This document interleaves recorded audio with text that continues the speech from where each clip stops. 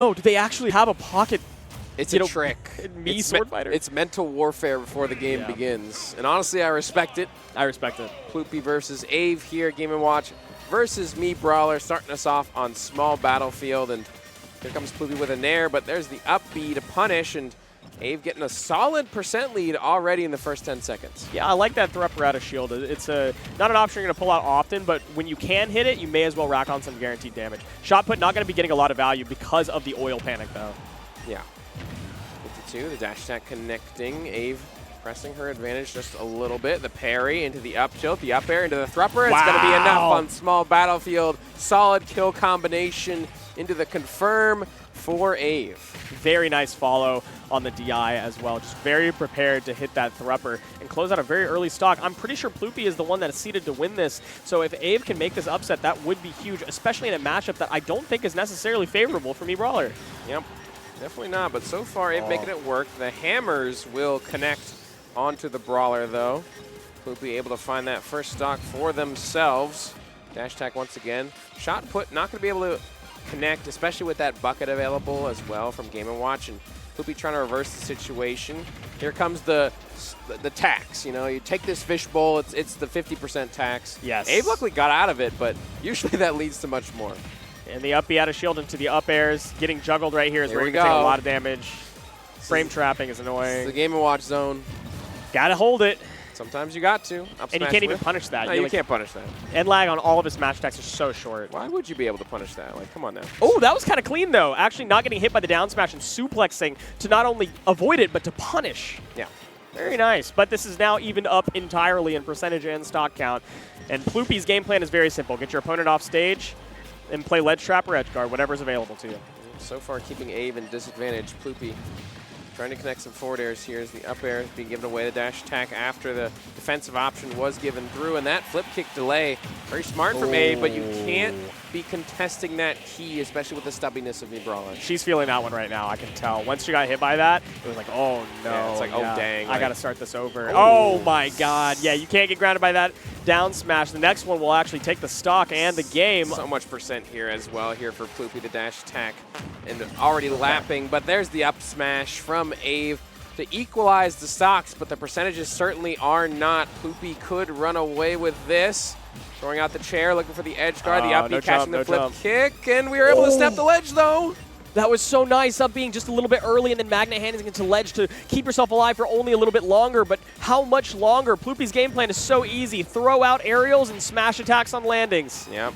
Still alive for the moment. The shot put connecting into the dash attack, 39%. That's more damage. This rage on this Brawler. You need to watch out for up airs if you're Ploopy. We could set up into a thrupper kill, but the forward air, good DI from Ave. A little bit longer. If Ave can find like an up tilt off of a poorly landed aerial or a missed opportunity, he could definitely start a thrupper combo, but that forward air, the angle of which that hit, he was not able to react after the first hit, and the bomb connects to close the game.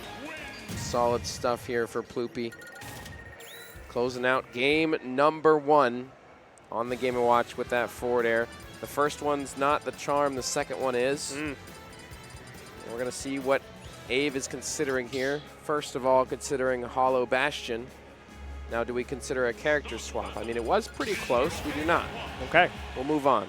Ave definitely locked in on this character. There was a period of time where she was like playing with a few different characters after having been on the Mario for years, since Smash 4 days, speaking of old versus new type of deal. But I think that she's wanting to commit to this character to make sure that she can really, really lock in on any and every matchup, good or bad, and not have to play the John's game where you pick a secondary and then you don't have full mastery over multiple characters. Sometimes the one trick yields many results. We'll see.